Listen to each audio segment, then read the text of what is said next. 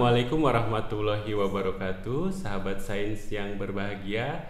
Di Rabu Asik ini kita sudah kedatangan tamu yang istimewa, guru penggerak dari Kalimantan Barat, tepatnya dari Kabupaten Bengkayang, salah satu perbatasan Indonesia dengan Malaysia. Kita sapa dulu tamu kita hari ini. Selamat pagi, Bu. Selamat pagi, Pak. Ya, apa kabar Ibu? Kabar saya baik, sehat. Bagaimana kabarnya Bapak? Alhamdulillah sehat juga. Ibu silakan, boleh Ibu memperkenalkan diri selengkap-lengkapnya. Terima kasih, Pak, untuk kesempatannya. Nama saya Joyce Mayanti, asal saya dari SMA Negeri 1 Bengkayang. Saya adalah guru penggerak angkatan 2 yang bersama-sama dengan teman-teman saya diberi kesempatan pada hari ini untuk berpodcast bersama Pak Asep. Terima kasih ya Pak, saya sangat menghargai kesempatan ini. Sama-sama Ibu, saya juga senang sekali bisa ketemu Ibu. Dan sahabat sains tentu akan senang sekali akan dapat banyak informasi, berita, pengalaman, dan hal-hal baik yang akan disampaikan oleh Bu Joyce. Bu Joyce, Ibu kan mendaftar di guru penggerak angkatan kedua ya?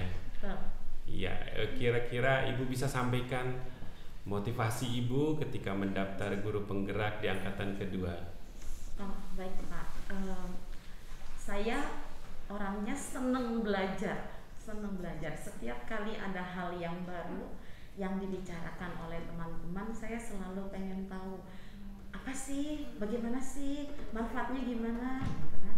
Jadi ketika ada informasi baru di SIM PKB, ketika saya buka ada guru penggerak, sekolah penggerak, pengajar praktik, saya tuh jadi penasaran. Oh, ini gunanya apa ya? Belajar apa sih teman-teman? Walaupun saya belum tahu mau kemana atau bagaimana program itu nanti berjalan, saya daftar. Saya mengajak teman-teman untuk mendaftar dan teman-teman saya waktu itu mengiyakan untuk mendaftar. Namun dalam proses berjalannya hanya saya yang masuk dalam Ibu pendidikan. senang dengan hal-hal yang baru ya, kemudian penasaran dengan hal-hal yang baru. Nah, kalau dari aspek siswa gimana Bu? Apakah ada dorongan dari kegiatan belajar mengajar yang mendorong Ibu untuk mendaftar di guru penggerak? Ya Pak, ketika tahun 2021 sekolah kami kan sekolah yang menerapkan proses pembelajaran secara daring full.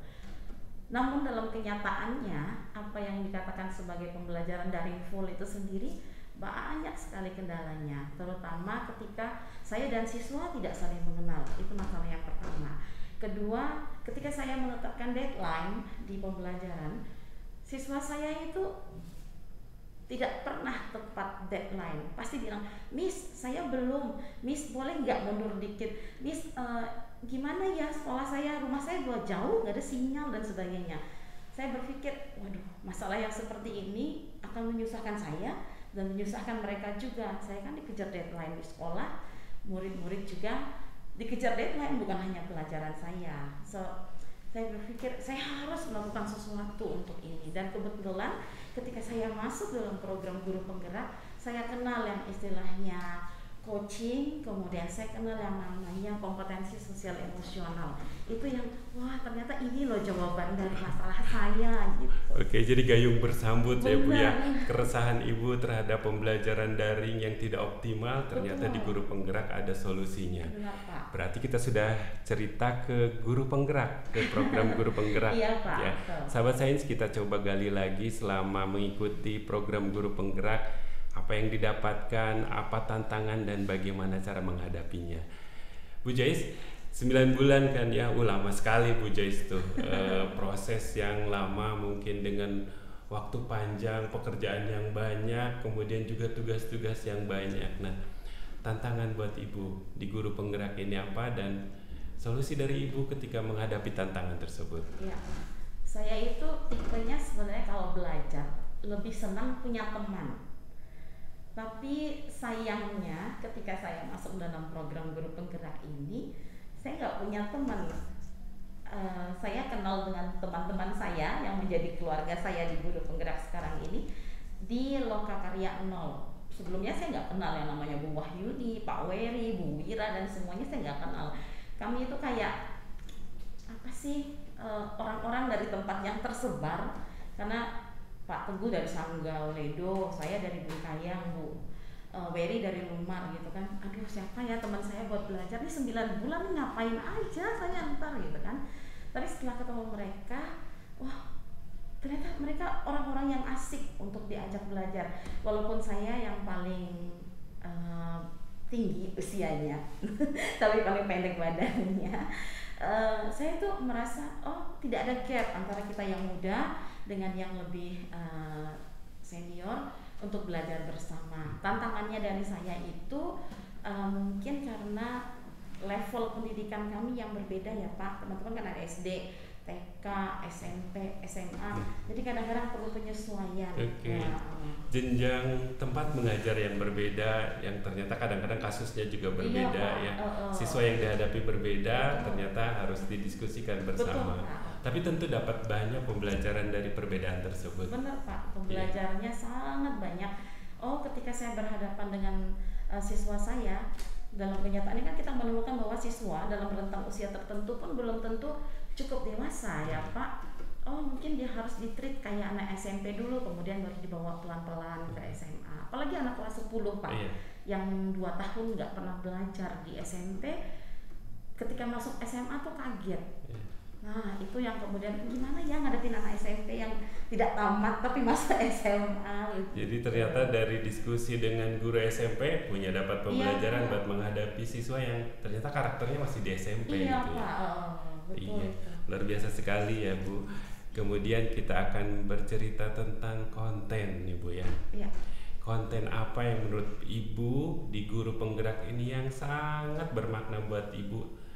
Tentu semuanya bermakna, tapi yang menurut Ibu sangat bermakna dan mempengaruhi pada proses pembelajaran yang Ibu lakukan di sekolah. Iya, kalau saya Pak paling terkesan itu dengan kompetensi sosial emosional. Kadang-kadang kalau sudah masuk kelas, saya perhatikan saya dan teman-teman itu kayak tensi tinggi gitu. Masuk kelas itu kok bawaannya pengen marah aja, tidak puas dengan anak-anak, tapi tidak pernah juga berupaya untuk menemukan win-win solution antara saya dengan anak-anak. Bagaimana sih supaya saya nyaman, kamu nyaman? Bagaimana sih saya tahu kamu tuh siap belajar atau nggak belajar? Bagaimana sih kamu persiapan di rumahnya? Apa masalahmu di rumah sana? Itu saya sebagai guru mungkin kurang concern, kurang peduli dengan masalah mereka. Ketika saya masuk KSE, kemudian ada proses coaching, saya ngajakin anak-anak ngobrol. Saya tahu bahwa masalah yang paling besar yang dihadapi oleh anak-anak saya adalah pada resilient atau daya lenting. Ketika resilient mereka kurang, mereka tuh kurang menghargai diri, kurang memahami potensi, kurang juga untuk berupaya supaya menjadi lebih baik. Jadi saya menekankan itu pada mereka. Ayo nak, kamu tuh punya resilient loh dalam dirimu, ditingkatkan nanti kamu akan jadi orang yang lebih baik. Kamu juga bisa memicu potensi terbaikmu gitu. Sejalan dengan Ki Hajar Dewantara sih yang bilang anak-anak kan fully sudah lahir dengan full potential. Jadi memahami karakter anak, memahami emosi anak ya. Jadi sahabat saya itu yang tadi dinyatakan oleh Bu Joyce ini mungkin banyak dialami oleh teman-teman guru di tempat lain, bahwa kadang-kadang kita hanya melihat dari aspek guru, aspek ketuntasan, aspek waktu. Kita melupakan aspek karakteristik siswa, aspek emosi siswa. Nah, di Guru Penggerak ini merasa Bu Joyce sangat dibantu ya Bu ya, dengan adanya konten kompetensi sosial emosional.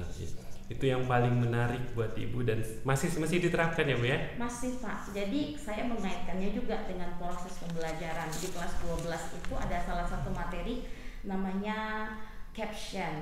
Jadi di situ saya kasih kesempatan anak-anak untuk menuliskan quote mereka sendiri yang memotivasi diri mereka sendiri dan mereka post juga di media sosial mereka. Oke, terima kasih Ibu, berarti terus untuk bisa memahami siswa untuk membuat pembelajaran lebih berkualitas ya. Ya. Nah, apa yang Ibu lakukan ini sudah di-sharing belum nih sama teman-teman di Bengkayang? Ya Pak, kami sudah melakukan sharing. Saya sharing di MGMP, kemudian saya juga sharing di teman-teman sekolah. Saya katakan kepada teman-teman, ayo jangan hanya melihat dari satu sisi, sisinya kita sebagai guru, tapi juga lihat sisi dari anak-anak kita.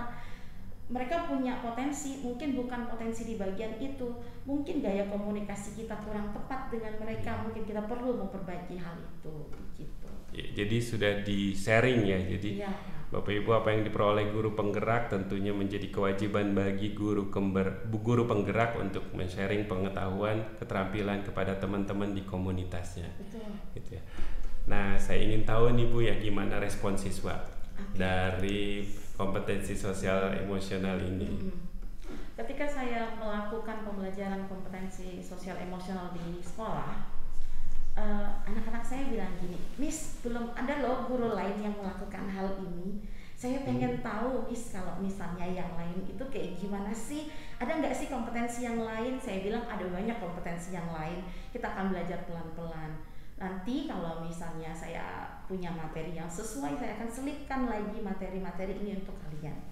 Oke, jadi seneng ya. Iya, ternyata anak-anak kita tuh ternyata butuh bicara Pak, dan butuh diberikan kesempatan untuk didengarkan. Dan berharap guru-guru lain juga seperti itu siswa ya. Saya pengennya sih teman-teman kayak gitu. Iya, berarti PR buat kita untuk ke depan, untuk mengajak guru-guru lainnya untuk menerapkan pembelajaran kompetensi sosial emosional ini. Benar Pak. Iya, sekarang Ibu Joyce sudah menjadi koordinator komunitas guru penggerak di Bengkayang ya. Betul. Tentu berarti berhubungan dengan banyak guru yang juga bukan guru penggerak. Nah, kita ingin tahu nih Bu, kiprah Ibu nih sekarang di komunitas Ibu yang bukan guru penggerak, bagaimana Ibu berkiprah di guru-guru yang masih belum tahu tuh tentang isi guru penggerak. Ya, saya kalau di sekolah selalu bilang sama teman-teman saya, daftar dong gitu kan. Masa saya aja bisa yang kayak gini, kalian pasti lebih bisa dong, kalian lebih banyak potensinya daripada saya. Tahun ini yang mendaftar untuk gelombang 6 itu ada 8, dan yang lulus masuk ke tahap 2 itu ada 6. Semoga nanti bisa masuk semuanya. Saya Betul, itu pengajar praktik ya? Enggak, untuk CGP. Oh, CGP. Ya. Oh, di sekolah Ibu Di ada sekolah, dan 6. Ada 6. Iya. Kemudian untuk teman-teman di kabupaten itu saya selalu bilang sama teman-teman yang itu yang tanya-tanya ke saya bilang jangan takut tantangannya. Pokoknya apa yang nggak buat kita tuh apa ya namanya ya, tidak akan membuat kita mati, itu nggak akan membunuh kita gitu. Jadi dihadapi saja, jangan takut. Pasti bisa. Saya juga masuk di grup WA-nya PGP Angkatan 6, masuk juga di PGP Angkatan 7, dan kebetulan sekarang baru daftar pengajar praktik untuk Angkatan 7. Iya. Boleh Bu. Nah, sekarang kita ingin gali lagi ya. Sahabat Sains, kita akan coba menggali kegiatan Ibu Joyce di komunitas ya. Program-program apa saja yang dikembangkan di komunitas. Ya, Bu Joyce bisa diceritakan tuh program guru penggerak di komunitas Ibu? Kalau di komunitas sekolah, kebetulan saya koordinator gerakan literasi sekolah yang sempat mati suri kemarin. Tahun ini kami membuka lagi gerakan literasi sekolah yang saya katakan literasi level up. Artinya begini, kemarin kita hanya menjadi penikmat. Kemudian tahun ini karena ada modal dari program guru penggerak tentang sekolah berbasis aset, saya memetakan kembali apa yang bisa dilakukan saya sebagai koordinator untuk membuat kegiatan literasi kami itu lebih baik lagi. Dan tahun ini kami sudah masuk dengan program Wattpad sekolah. Jadi anak-anak mengirim karya mereka dalam bentuk cerpen ke Wattpad-nya sekolah. Iya, kita menggunakan aplikasi-aplikasi yang familiar dengan anak-anak sehingga mereka ya lebih mudah untuk mengakses dan melakukannya. Untuk komunitas guru penggerak itu sendiri, kami sekarang sedang ada program untuk pembuatan media pembelajaran, Pak. Karena kemarin sudah ada profil Pancasila, jadi mungkin media pembelajaran kemarin akan kita selipkan juga dengan profil pelajar Pancasila. Ya, begitu, Pak. Iya, sahabat saya semuanya, kita akan menggali lebih dalam lagi program guru penggerak di komunitas. Tadi sudah cerita tentang literasi, literasinya sudah level up, jadi bukan sekedar membaca tapi menghasilkan karya. Dan juga sudah ingin mengembangkan media pembelajaran yang akan mendukung pada pembentukan profil pelajar Pancasila. Nah, Bu Joyce, kaitannya dengan profil pelajar Pancasila nih, gimana nih Bu Joyce setelah ikut kegiatan program yang di PMK IPA, program Festival Literasi untuk implementasi profil pelajar Pancasila. Ini kira-kira menurut Ibu bagaimana? Begini, Pak. Kalau setelah saya mencermati profil pelajar Pancasila, kemarin kan hanya kulitnya. Setelah saya ikut yang sekarang difiltrasi kemarin, saya tuh melihat dalamnya. Wah, ternyata banyak sekali dari bagian-bagian profil Pancasila itu yang harus kita munculkan dalam proses pembelajaran ini. Jadi saya akan mengajak teman-teman untuk ayo kita memasukkan unsur profil pelajar Pancasila itu ke pembelajaran kita, dan mungkin dalam visi dan misi sekolah bisa diusulkan untuk memasukkan unsur profil pelajar Pancasila di namanya di visi dan misi sekolah yang akan kebetulan kami ganti di tahun ini, Pak, di tahun 2020. Oh, ada kesempatan untuk mengganti setelah 5 tahun kita punya kesempatan untuk memperbarui visi dan misi, Pak. Ya, jadi sekarang orientasi visi dan misi kira-kira untuk mengganti nanti ke depan ada profil pelajar Pancasila-nya. Ya, luar biasa ya, Bu. Baik, Bu, ini tantangan dalam pengembangan komunitas. Ya, Ibu bisa bercerita bagaimana guru ada di Bengkayang dengan aktivitas mengajarnya. Nah, bagaimana dengan aktivitas komunitasnya? Mungkin teman-teman di Bengkayang juga punya karakteristik mengajar atau kebiasaan yang sama dengan teman-teman yang ada di kabupaten lain. Kebanyakan dari kita senengnya ya ada di zona nyaman, gitu-gitu aja, ngajar pulang. Kalau saya inginnya mengajak teman-teman itu punya kesadaran diri dulu. Kenapa sih harus mengembangkan diri? Apa sih yang penting dari pengembangan diri? Bukan sekedar hanya naik pangkat, begitu kan? Tapi dengan pengembangan diri itu, bakti kita itu akan lebih bernilai, membuat diri kita itu lebih punya makna dalam kehidupan. Jadi mulai dari tahun ini saya dan teman-teman tuh sudah mulai mengembangkan yang kita sebut sebagai coaching antar guru. Itu yang kami lakukan sekarang, Pak. Ya, jadi untuk menggugah dari zona nyaman itu program coaching antar guru, supaya bisa tergali potensi, keinginan, dan motivasi untuk bisa mengembangkan diri masing-masing. Tentu harapannya adalah kualitas pembelajaran lebih baik dan kualitas hasil belajar lebih baik, di mana peserta didik bisa mencapai kualitas yang terbaik. Nah, sahabat saya, kita ingin tahu ya, target apa dari pelajar, dari peserta didik yang ingin dicapai oleh Ibu Joyce ini? Saya di sekolah itu mengajarnya pelajaran bahasa Inggris. Kalau zaman dulu itu guru bahasa Inggris itu katanya gurunya galak ya. gurunya cerewet begitu kan. Tapi saya merubah paradigma tersebut. Ayo anak, kita kalau mau belajar bahasa Inggris itu tidak harus senang sama saya sebagai guru, tapi senangi dulu pelajarannya. Target saya tahun ini untuk anak-anak, mereka sadar bahwa bahasa Inggris itu bermanfaat buat mereka, bukan hanya untuk dapat nilai, tetapi mereka juga bisa membuat kehidupan mereka lebih baik dengan bahasa Inggris. Kan banyak tuh Pak peluang-peluang sekarang, menulis dalam bahasa Inggris, buat dalam bahasa Inggris, itu sudah uang semua loh. Kalau mereka bisa post dan kemudian banyak yang like, banyak juga yang mengunduh, itu kan buat mereka. Jadi pelajaran hari ini itu bermanfaat untuk masa depan, dan kepentingannya itu nanti untuk kehidupan. Itu yang saya ingin mereka sadari. Ya. Ibu mempunyai target kalau siswa, nah belajar bahasa Inggris itu bermanfaat, gitu ya. Bukan pelajaran sulit, tapi pelajaran yang harus dipelajari yang nanti akan bermanfaat di kehidupan. Gitu. Tapi satu catatan buat ibu, kalau guru bahasa Inggrisnya ibu, saya kayaknya akan betah belajar bahasa Inggris sama ibu. Ya, sahabat sains semua, tadi target dari peserta didik untuk pembelajaran bahasa Inggris yang difasilitasi oleh Bu Joy. Sahabat sains, narasumber kita ini dari Kabupaten Bengkai yang salah satu perbatasan yang berbatasan dengan negara Malaysia. Nah, kita coba angkat isu-isu pembelajaran atau isu-isu pendidikan di perbatasan ya.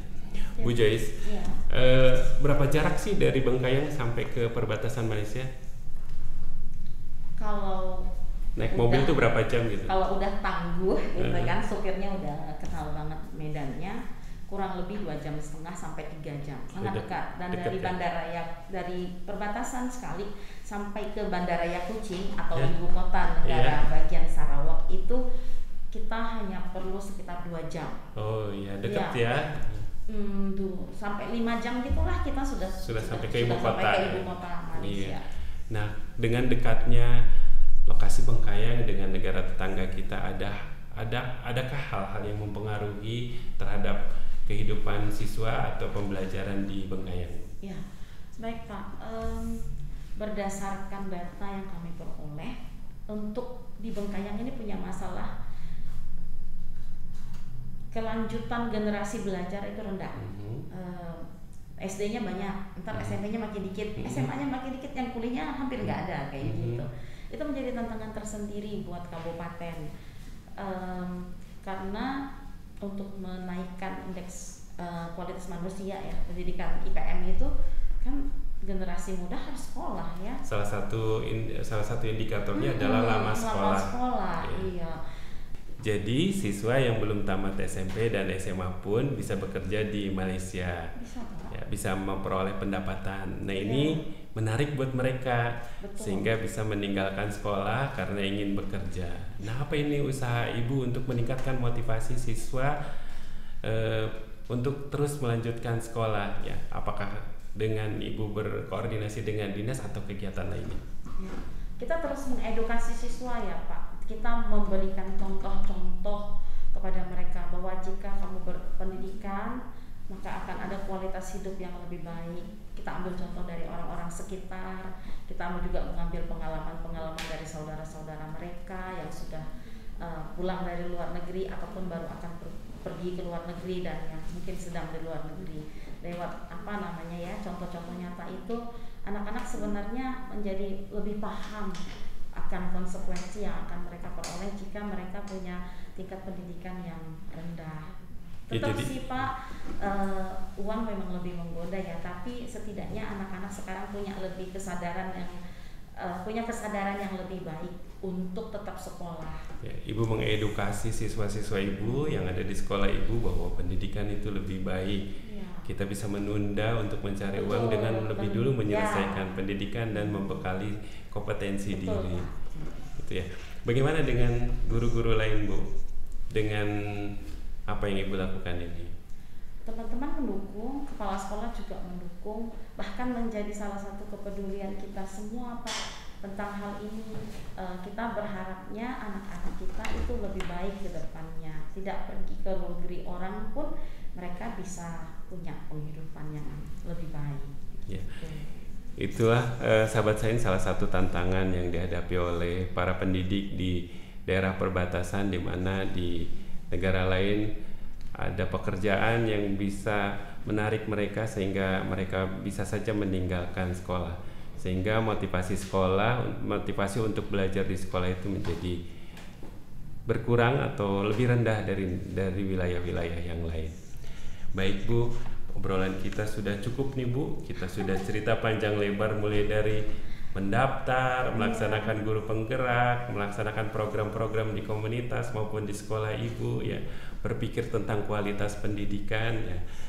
coba kita ingin tahu pesan terakhir, bukan pesan terakhir Bu. Pak, saya serem kalau disuruh kasih pesan terakhir. Pesan terakhir dari pertemuan kita. Oh, iya. Ya, pesan-pesan Ibu yang lain akan lebih banyak. Pesan terakhir dari pertemuan kita Ibu untuk guru penggerak, untuk kualitas pendidikan.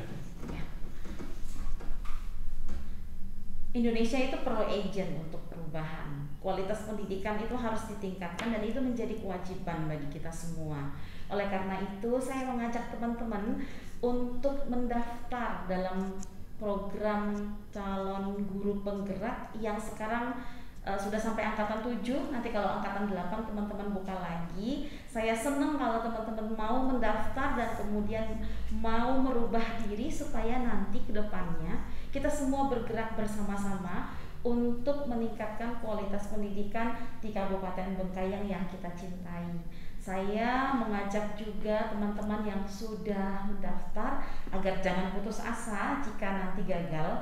Terus mencoba karena segala perubahan yang kita lakukan akan sangat bermakna untuk kehidupan anak-anak didik kita di masa yang akan datang. Begitu Pak. Iya. Baik, sahabat sains semua, itulah obrolan kita dengan Ibu Joyce, guru penggerak dari Kabupaten Bengkayang. Banyak sekali yang diceritakan, banyak sekali program yang dilakukan, banyak juga usaha-usaha yang sudah dilakukan untuk peningkatan kualitas pendidikan. Sebelum kita akhiri, saya ada pantun. Burung jalak di hutan lebat, burung cendrawasih ke sungai mencari ikan. Guru penggerak memang hebat, siap menjadi agen transformasi pendidikan. Pak, boleh juga berpantun Pak? Saya balas. Oke, baik gitu ya. Iya. Ya. Pergi ke Bandung membeli bola, bola ditendang sangat kuat. Mari kita memajukan Indonesia dengan mengikuti program guru penggerak. Cakep. Ya. Terima kasih sahabat sains, sampai jumpa di podcast berikutnya, Rabu Asik berikutnya. Wassalamualaikum warahmatullahi wabarakatuh. Terima kasih Bu Joyce. Sama-sama Pak, terima kasih untuk Sehat selalu kesempatannya. ya. Sehat selalu juga buat Bapak. Sampai ketemu lagi. Sukses semuanya.